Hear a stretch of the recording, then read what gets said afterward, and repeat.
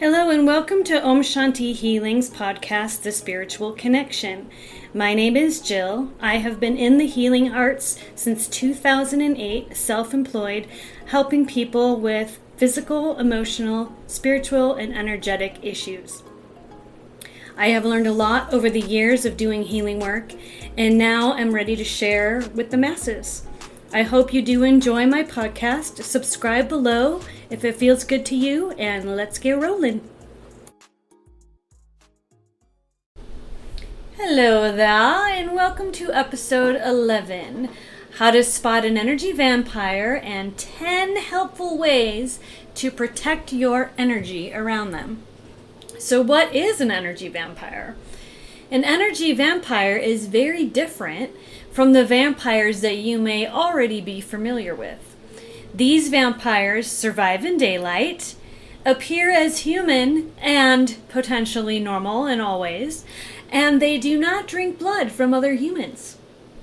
Although after a day with one, you may feel like your blood or life force has been sucked right out of you. Energy vampires are people who suck your emotional energy, either intentionally or unconsciously.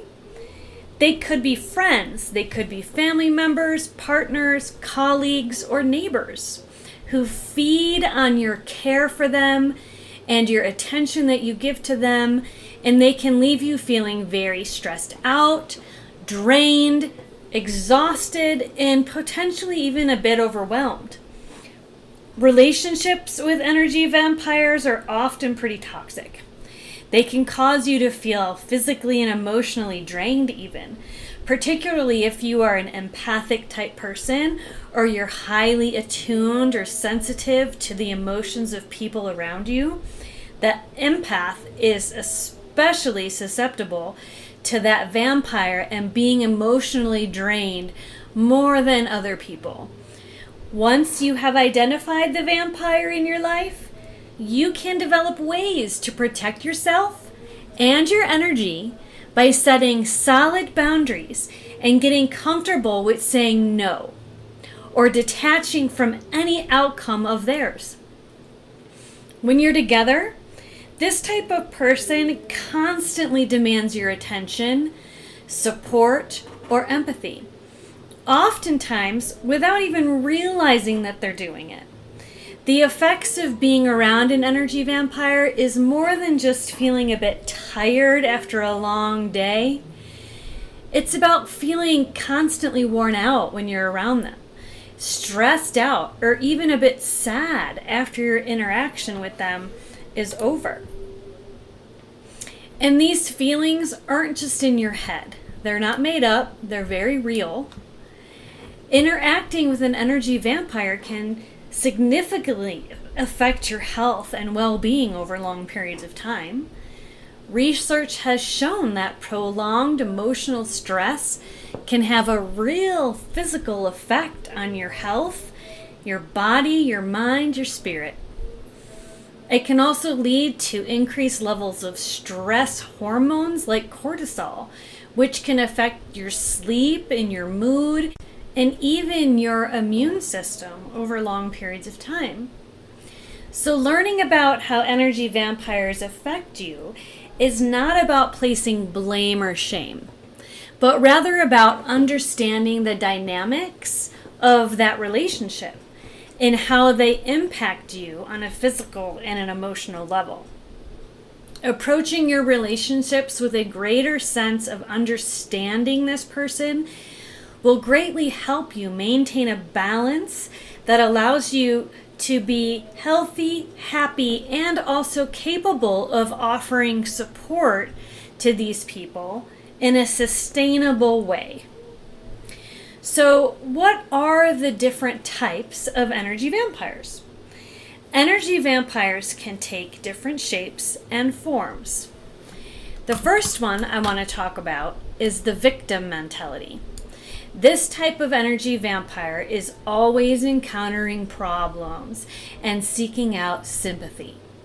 They often see themselves as perpetually wronged by life and share their woes frequently with you expecting a constant reassurance and support. While it's natural to want to help people, continuous exposure to their negativity can be very exhausting for you. The Boy Who Cried Wolf is a pretty good example of this kind of mentality. Without being the victim, these people feel a lack of validity and belonging. There is always a motive to get a response from others, and the response they want is pity. Don't give these types of people your pity or any advice for that matter.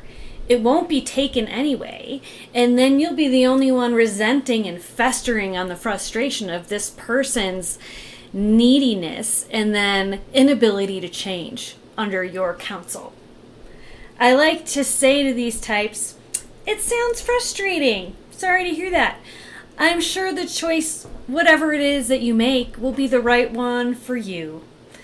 Most cases, this takes the pressure off of you, and it stops them in their tracks because you know the advice you give won't be taken anyways. Maybe they don't even ask for it in the first place. Either way, it's not your job to fix them. And by saying, I'm sure whatever choice you make will be the right one for you, it kind of puts the brakes on that conversation because you're leaving it so wide open and you're not playing into that neediness of them wanting you to fix them or help them, right? And like I said, maybe they don't even ask for it, but it's happened so many times. There's like almost a sense of obligation that you have to like be their therapist and try to help them to feel better, even though those repeated moments of them completely rejecting your advice anyways cause that resentment. So, like I said, it's not your job to fix them. Blow it off. The next one is the criticizer. Now, some people spend a lot of time and energy criticizing other people, other things, other situations, other people's opinions. Nothing is ever good enough for these types, and they can find fault in just about anything they put their mind to. They point out flaws in others, and they nitpick about irrelevant, stupid things on a regular basis. Whether they are attacking you personally or anyone else, their constant criticism can chip away at your patience and your confidence. The next one is the dramatizer. Some people create and attract a lot of drama. We all know a couple of those types. They always seem to be in the midst of a major, catastrophic, life-altering drama moment, and they often look for you to help them and give them support. They blow just about everything out of proportion to ensure they remain the center of attention in that moment. After a while, though, their drama becomes kind of frustrating and rather draining, creating an atmosphere of unrest and just uncomfortable tension. The next one is the manipulator. Some people are able to manipulate just about any situation to their advantage. That to me is a bit of a skill. They rarely say what they actually mean and usually have some sort of hidden agenda or motive for their personal gain. This agenda is to remain the focus, however they can do it. They will use flattery or guilt, pity, making this very difficult to discern their true intention behind their behavior or even what the root problem actually is. This is very draining and confusing and can leave you second guessing their motives for the outburst in the first place. The energy vampire will also act as if your livelihood is of their concern. That's part of the agenda. Then they pull you in and do the old switcheroo, and before you know it, your struggles are no longer the topic of conversation. In fact, this person's first response to your expression of distress and you're reaching out to get some support and help from them is to respond by talking about their problems or one-upping you, telling you something along the lines of, oh, your situation is this, that, mine is worse, right? And they give you a worse version of how much more awful their lives are than yours. The next one is the negative thinker. Now, some people always see the glass half empty and have a very negative attitude towards life in general. They can always be counted on to point out the downside or potential risks of any situation without leaving any room for any hope or excitement or a twinge of positivity. Life is happening to them, right? It's not happening for them. It's happening to them. And there is always some way that they sabotage any kind of internal focus or personal growth opportunity that would hold way too much accountability for their behavior, which may trigger an inkling to change. And they simply don't want to do that. The next one is the blamer. Some people are very quick to blame something on others. They're never at fault, but always willing to hand out heaps of shame and guilt to other people. They have an inability to claim the right kind of power in the world, make choices to better their lives, and not be the victim anymore. If they were to claim an innate desire to grow, they would then be forced to show up in the world in a different way and do the inner work. Self-reflect and change. That's way too distracting from their plan to get validation from the attention of others via the compassion and empathy that you give them because you have real concern for their well-being. The vampire thrives and has a need to stay in a place of powerlessness outwardly to others and show up that way for other people, while internally they gather tons of power by sucking the life force energy from the people around them. There is an agenda always to sabotage all the ideas that they might have to grow and evolve into a more self-aware version of themselves. No way.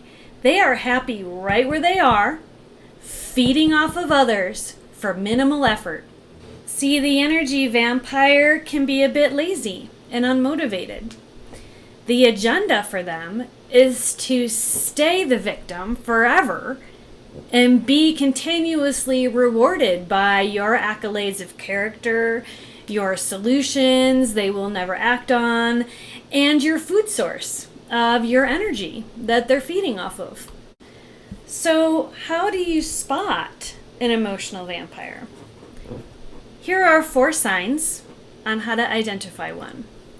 The ability to recognize if someone in your life might be an energy vampire is to first make some important steps in learning how to manage your interactions with them. Energy vampires often seek to be the main focus in many social situations. They may frequently interrupt other people while they're speaking, steer conversations back to themselves somehow, or even behave dramatically to ensure all eyes are on them. This constant need for attention can be draining for those around them. They're only really there to make noise, and your struggles mean pretty much nothing to them. The emotional energy vampire does a whole lot of comparing themselves to you. They like to take away from your moment in the sun or your moment of distress by adding that their moment was better or their moment was worse, or by indirectly and passively one-upping you in some way every chance that they can get. For example, they may say something like this: "That sounds like fun. When I went to Florida, I went to SeaWorld and swam with the dolphins. Let me show you these pictures. There's about 45 of them." Number 2, they exaggerate their problems. Energy vampires have a tendency to blow things out of proportion. A minor inconvenience in their life might be described as some major catastrophic disaster. Having this bad habit of exaggeration can create a lot of unnecessary drama and stress in other people's lives, making interactions with these energy vampires most unpleasant and exhausting and a bit overwhelming at times. Not much positive comes out of these types of people when they really get going on their drama story, and this can be really extremely exhausting for most people as they project those low vibrations like right at you at high speeds. For example, they might say something like this: "My neck hurts so bad it feels like a vice grip. I feel like my head will crack off." Number 3, they like to blame others constantly. A key sign of an energy vampire, an emotional vampire, is the refusal to accept responsibility for their negative actions. They often blame others for their misfortunes and fail to acknowledge their own role in the situations that are not having positive outcomes for them. Being around someone who doesn't take any accountability for how they behave and create the life that they're living that they claim to be so negative and unproductive, this environment, especially if you find yourself in it frequently, being the target, it's going to be exhausting you. It's going to wear you out and it's going to really kind of piss you off. This is never their fault, though. It's always somebody else's fault that's making them act that way, and it's beyond their control. Therefore, this person that upset them is the one to blame, forcing this person to behave in this negative way. Complete lack of accountability, victimization, and powerlessness, right? Number 4, the energy vampire often views relationships in terms of what they're going to gain from that person. This might manipulate situations to their advantage or take more from relationships than they do give. Having a very unbalanced dynamic with a person can get really unhealthy, and it can leave you feeling like you've been used and abused and really underappreciated for your efforts. It will drain your emotional reserves and deplete your energy to a really deep level of not feeling good. And it may even leave you feeling victimized in a certain way, perhaps. Being around an energy vampire can invoke a wide variety of emotions and feelings and experiences. Both emotional and physical responses can come of that. These symptoms are your body and mind's response to the stress of dealing with someone who's constantly draining your energy on an emotional and physical level. Acknowledging how an energy vampire does affect you will help you in learning how to protect your energy in the future. It's okay to put your own emotional health first and find ways to manage these interactions in a healthy way that preserves your energy on a mental and emotional and physical level. So before we learn how to manage these interactions in a healthy way, we first need to know how an energy vampire might make you feel. So here are 4 symptoms and signs that an energy vampire has got you. Number 1, you're drained and you're tired. One of the most noticeable symptoms of being around an energy vampire is a sense of exhaustion. It's not just feeling physically tired, though. It's so much deeper. It's a sense of being emotionally completely depleted and drained. You might find that after spending time with them, you feel like you have little energy left for any sort of activity or other people pleasing. You need to lie down, close your eyes, and take a nap. And no energy for anything else. Reserves are gone. They're empty. You may even feel floaty in your head, get a headache, or feel slightly dizzy, especially for the empath. You're going to have more physical symptoms than the average Joe because you are so sensitive to this energy coming at you. You may have more of a sensitivity internalizing the emotional charge behind what this person is saying and feeling that inside your body in your own way, which is inevitably uncomfortable. Which leads me to number 2, being anxious or stressed out. Interactions with an energy vampire can leave you feeling very on edge about a lot of things you weren't really worried about or thinking about prior to interacting with that person. You might experience increased anxiety levels, stress levels, especially if you're anticipating future interactions with this person. This can manifest a sense of nervous irritability internally, or a constant feeling of general anxiety disorder or dread, a lack of enthusiasm, or even a headache, not necessarily with this specific person repeatedly, but just in general about randomness of life. Overly stressed, overly anxious about most things. Number 3, avoiding social contact. If you're regularly exposed to energy-sucking vampires, you might start to withdraw from events that you know that they will be at or going with them, even those unrelated to the energy vampire specifically. Separating yourself from these types of people is your way of kind of like isolating yourself or creating space between you and this person, and it's a way of you just trying to protect yourself from a feeling of being emotionally drained. It also protects your energy to put space between the two of you, and there's nothing wrong with that, and avoiding these types altogether could be your best option there for feeling your best. Number 4, overwhelmed by negativity. Energy vampires do often have a negative outlook on most things, and this can start to change your mood in a negative way. You might notice yourself feeling more pessimistic or less hopeful about things in your life that you were pretty positive about before interacting with this person, and now you're focusing on all the negative. You may feel kind of heavy, like a weight is on your shoulders, kind of dragging you down a bit to the pits of despair and darkness.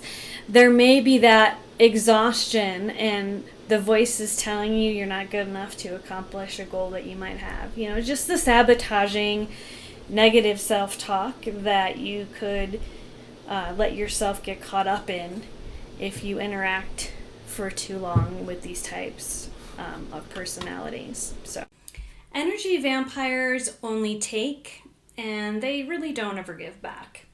When you do need support, they're usually too busy for you, or they have something else planned, or some other excuse as to why they cannot be there for you. This is because they want your attention fully to be on their needs only. They just want to dump on you, and that's pretty much it. Even if they do show concern, you can tell in their energy and their gesturing that they're just really not sincere around whether or not they care about your problems or not. They just don't want to be bothered with them. So it's kind of heavy to think about these traits in different people, and some people may have some of them and some not, and it can fluctuate throughout the day. And, admittedly so, we all can have little moments of this because we're feeling vulnerable and we need support from others. So just for all of us out there listening, to just be self-aware of what's coming out of your mouth and what kind of energy you're putting out there around your close buddies, and just keeping an eye on what kind of stuff you're feeling coming back from them. Okay, so as an empath, you do need to protect yourself from this kind of energy. So here are some steps that you can take to protect yourself against the energy vampire. Whether you're empathic truly and you know it deeply and it's a thing in your life every day, or you're not sure if you're empathic, just know that as humans, we all innately have tendencies to feel the emotions of others. It just depends on how attuned we are to to it, or how much we block it out because we're either disinterested or have other things going on that are more important in our lives. So just checking in with kind of what level of empath you might be. And you can utilize these tips either way. The first one is to adjust the expectation around the relationship, right? So if the energy vampire is someone that's really close to you, you may find yourself feeling kind of upset and disappointed when they fail to reciprocate the support that you've shown them in the past. You can help to adjust your expectation and understand that these people are never really going to show up for you the way that you want. So seeing them for who they are and helping them to the degree that you feel comfortable and safe doing, in order to protect your own energy in an environment where you're interacting with that person. So again, limiting your interaction is the next step, is to decrease exposure with them, like limit that exposure time with them. You can set strong boundaries. This is really important as an empath with pretty much any part of your life and any component of what's going on that might drain you. But specifically with the energy vampire, if you're an empath and you tend to soak up some stuff from others and you can feel physical effects of it, strong boundaries are really going to help you in these kinds of relationships with people, limiting your exposure, either limiting the duration of time that you do hang out when you are together, or limiting amounts of time in between interactions with them, right? However you feel is the most comfortable way of doing it for you. So for instance, if they're a colleague, right, you may not have any choice but to work with them and interact with them on a daily basis, but you can certainly avoid having lunch breaks with these people or going out after work for a cocktail or something, right? You can avoid trying repeatedly to get something from these people that gives you reassurance that they care for you, while continuously feeling rejected and disappointed by the outcome of that, right? So just discontinue those efforts to get something that you really know in your gut you're not going to get, right? So the next one is to protect your emotional energy. Really super important. Energy vampires feed off your emotional energy. We've learned that. So if you do happen to interact with them, try to avoid giving them the reaction that they want to their dramatic statements and complaints. So again, having that energy of neutrality and in non-attachment, right, to their vibration that they're putting out, which could be spastic, sporadic, and aggressive, or angry or defensive, whatever it is that they're spewing out, trying to get sympathy from you. Just neutralize it with your vibration that you're giving back to them. Non-attachment, right? You can still care, but don't feel it in your body physically. Put up your protection bubble in order to avoid absorbing anything, okay? Again, keep as neutral in your expression as you possibly can. Simply shrug it off, right? As if those issues are really not that big of a deal as they're making them. Not being insulting or disregarding their feelings, just not responding with the same kind of energy and aggression that they may be showing while telling their story to you. Okay? Like I had mentioned before, the removal of that emotional attachment to pretty much everything that they say will help protect you. Don't get sucked in. Don't let them pull you in. Reply back from your sacral core space, that space of power, and stand in that the whole time you're interacting with those people. You can tell when you project your energy from that space between your navel and your pubic bone rather than from above your head in your talk bubble, right? There's a difference between the power differential there. So play with that and you'll feel the difference quite profoundly when you're interacting with these types of people. Again, don't let them suck your power with their energy in any way, shape, or form. And expressing yourself and responding through that core space will help you retain and sustain your own energy. Okay, protecting yourself is the most important. Putting up that bubble around you to protect your energy before your interaction occurs, if you have a chance to, would be a smart choice. And again, keep that conversation to a minimum. Stay in control of how long you interact with that person and keep it brief if you can. Okay? One thing you can say to them is, that sounds very frustrating. I'm sure whatever you choose will be the right decision for you. I had mentioned this prior to in earlier podcasting here on this episode. To just neutralize it completely. This takes the charge out of their ranting and the responsibility away from you to fix them, right? Which we have discussed before is pretty pointless to try to do that, because they'll never take your advice anyways or act on any advice you give them. So save your energy, okay? Avoid arguing is the next one. They're going to try to trigger some sort of argument from you. They might find you a temptation to kind of target for their frustrations and scapegoat onto you when it's not even about you at all. Or maybe it could be. There's various ways that people argue with one another, and the best thing that you can do is understand the negativity, the twisted logic that's going on, and the exaggeration of their claims.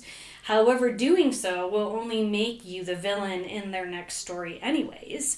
Instead, stay neutral. Walk away from it if you can. Say, I'm sorry, I have an appointment, or I have to go do something else. Non-reaction is a bigger blow to them than letting them suck you into the argument and you getting all fired up too.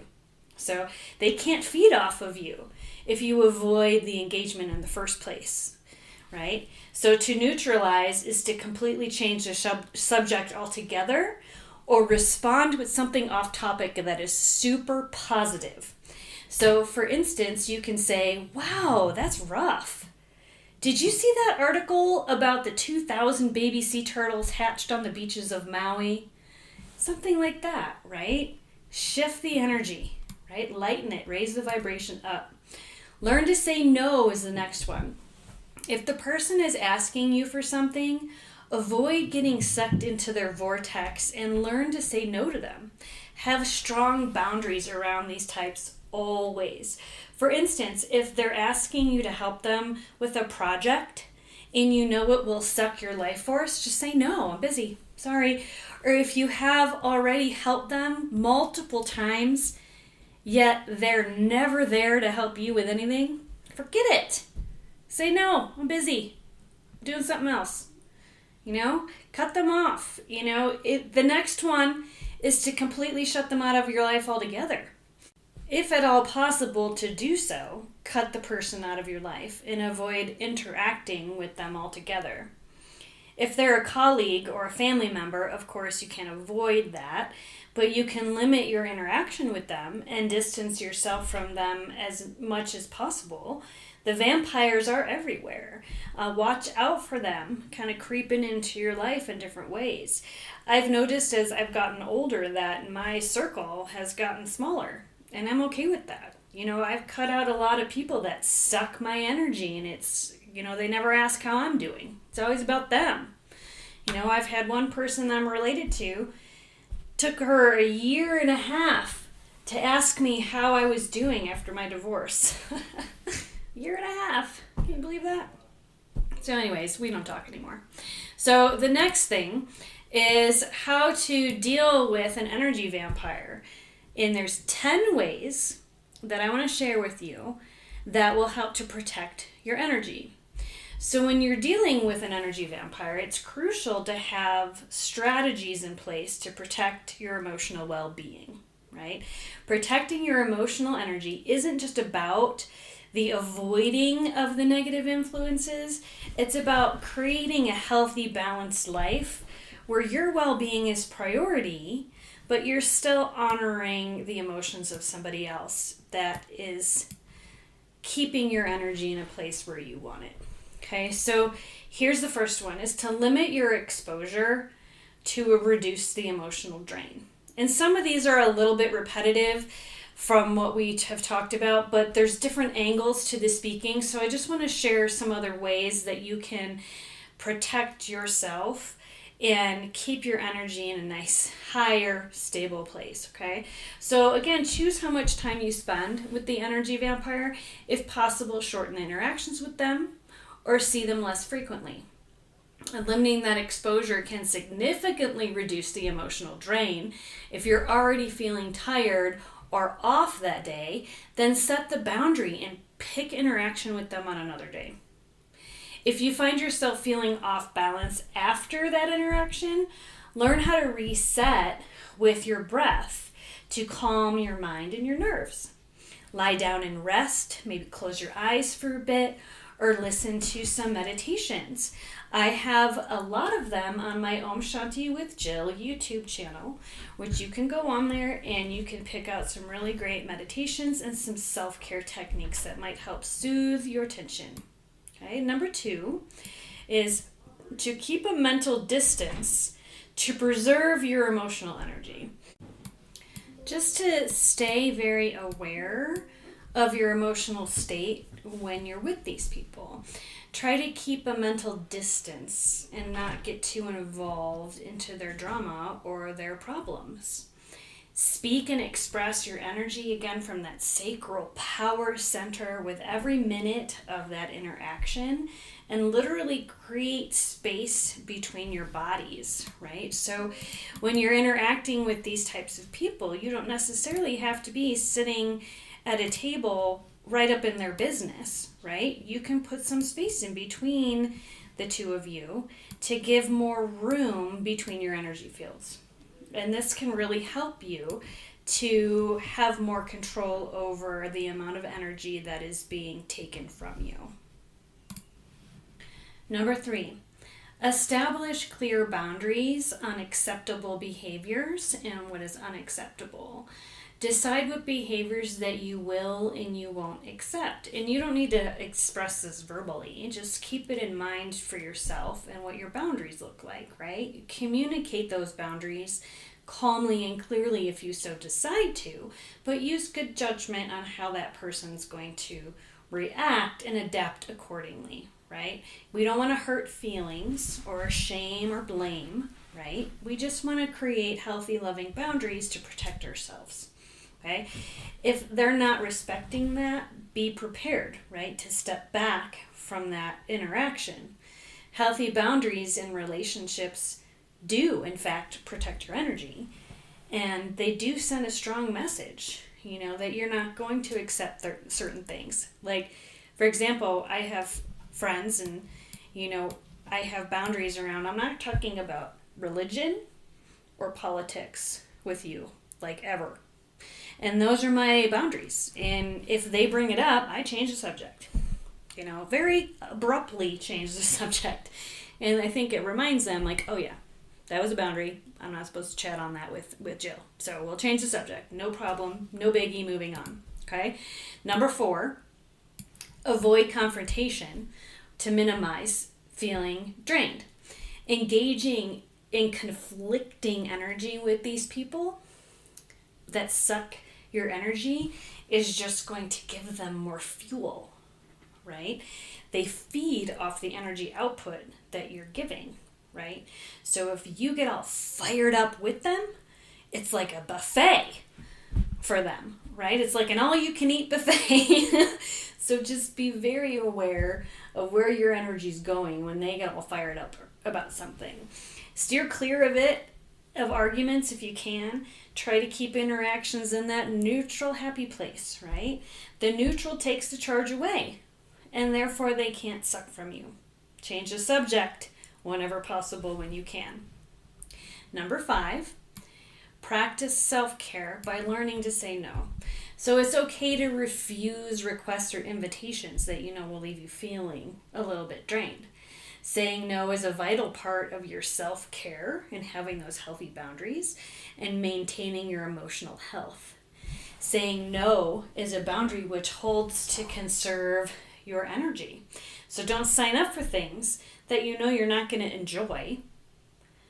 Don't sign up for things that you know aren't going to sustain your energy and you'll be just exhausted afterwards, right? Don't offer to do things for people that will, make you feel like crap at the end of the day. Okay, so number 6 is to replenish your own energy through those mindfulness activities. And this is something that you should do on a regular basis anyways, just so you feel your best, right? So you feel grounded, connected, and refreshed, and in the right state of clarity, right? Engaging in activities that replenish your energy could be anything from reading a book, taking a walk, practicing some yoga, going down to the beach, being in the forest, practicing some sort of mindfulness or meditation, whatever kind of calms your nervous system. A 20-minute walk is a great way, an opportunity to calm. You can listen to a guided meditation on your headphones when you're going on your walk, right? It's designed to support you, right, and cultivate mindfulness and calming behavior when you do meditations. And you can certainly walk and meditate at the same time. It's more of a focused engagement of walking where you're admiring the trees and the grass and the flowers and just showing gratitude for the nature around you and not overthinking the negative stuff that kind of sucks your energy out, right? Number 7 is to get a fresh perspective through supportive friends that may not suck your energy. So talking to someone that you trust about some experiences can be pretty helpful. They might offer a different perspective that could really kind of shift your outlook on the whole thing, or just provide a listening ear. Now that you're very clear on what an energy vampire is, I would advise you to make sure that you both choose the right friend, and also to make sure that you're not being that vampire yourself when you're talking to your supportive friend. Number 8, focus on a positive point in that relationship that you have. There's character traits in this person that you do love and admire. Take the time to consider which relationships hold good energy for you and which ones drain you. Focusing more on the positive relationships can help balance the effects of the energy vampire. But the ones that you do have in your life do have those positive aspects to them too. They suck from other people because they're deeply rooted in some sort of subconscious void, that they feel like they have to fill by getting the attention of others through that victim mentality, right? There's something there that happened to them. Maybe they are insecure about being seen and heard, or maybe they were ignored when they were children. You just don't know what the backstory is. So keep that in mind and have compassion and empathy always for those types of people. They still are human and they still have hearts and feelings and are sensitive, right? So steering the conversations in a more productive direction is kind of your responsibility when you're hanging out with these types of people, since that is a weakness of theirs and it is a strength of yours. So just keep that in mind.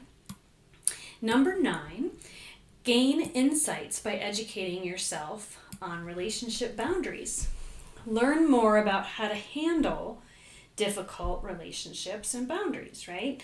You might find resources like books or articles. If you Google it, there's going to be a million things you'll find. There's also workshops locally that I'm sure you could seek out on workshops on relationships and boundaries. There's, I'm sure, a boundaries coach near you somewhere that can provide valuable insights. You can chat with a trusted friend around boundaries and what you ask them what they think boundaries look like in their lives, and that might give you some insight. Or a family member, have a sit down and just talk on what they think a boundary is and what their boundaries are with the vampires in their lives. It might give you some good info. Okay, again, choose the right person for this intel sit down moment. Read the room, right? When you're talking with these people, and are you sucking from them? Check in, be aware of all of that. Make sure you're in the right place when you reach out to people for help.